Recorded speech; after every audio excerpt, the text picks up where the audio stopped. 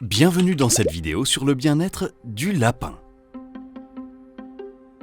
Le lapin, petit animal aux grandes oreilles, a des besoins essentiels pour bien vivre.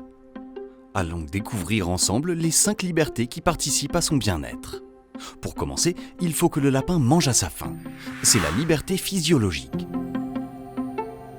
Le lapin est herbivore et pas carotovore, comme beaucoup le pensent.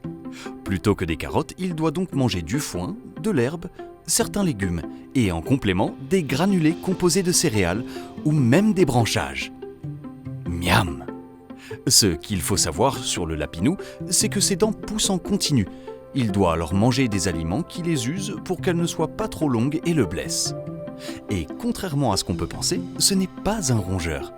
Chez les rongeurs, le mouvement des mâchoires se fait d'avant en arrière, alors qu'il est latéral chez le lapin.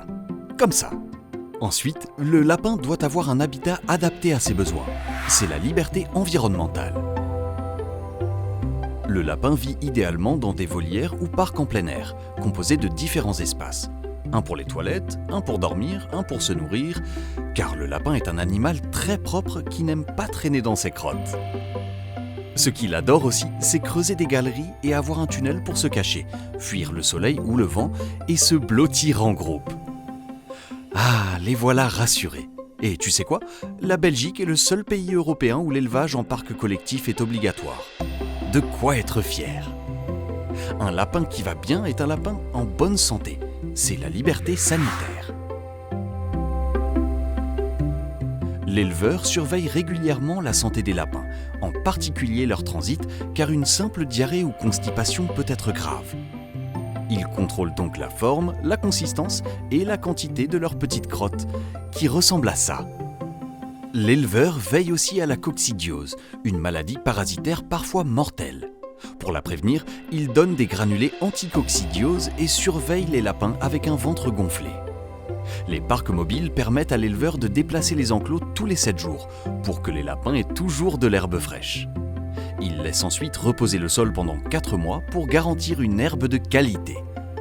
Astucieux. Un lapin bien dans sa tête, c'est un lapin zen. C'est la liberté psychologique. Comme le lapin peut être chassé par beaucoup de prédateurs terrestres ou aériens, il doit pouvoir se cacher. C'est un réflexe essentiel qui l'aide à moins stresser et à se sentir en sécurité. Le tunnel sert alors de zone refuge d'où le lapin pourra ressortir librement une fois la menace passée. Ouf, RAS, on peut sortir. L'éleveur fait en sorte que les lapins puissent toujours voir et sentir les autres, même quand les femelles et leurs nids sont derrière un grillage. Cela les aide à se sentir apaisés. Pour finir, un lapin doit pouvoir faire ce qu'il fait le mieux, le lapin. C'est la liberté comportementale.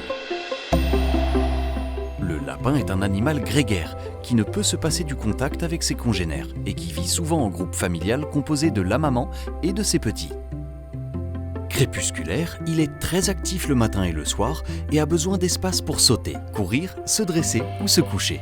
D'ailleurs, les parcs sont conçus en longueur pour correspondre à ses déplacements naturels.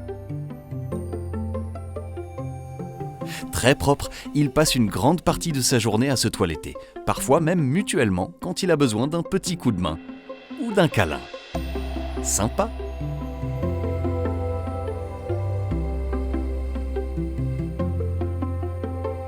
Je suis éleveur de lapins à Godin et je suis le seul éleveur de lapins plein air en Wallonie. Je fais très attention d'avoir un espace suffisant, d'avoir un moyen de se réfugier, de se cacher.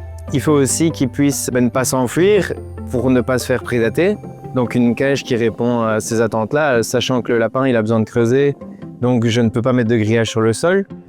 Donc ici, c'était ça aussi un défi, c'est de créer un système pour qu'ils puissent creuser tout en étant abrités. Voilà, tu en sais maintenant plus sur les besoins du lapin. Découvre les 5 libertés du bien-être des autres animaux de la ferme dans les vidéos de graindagri.be.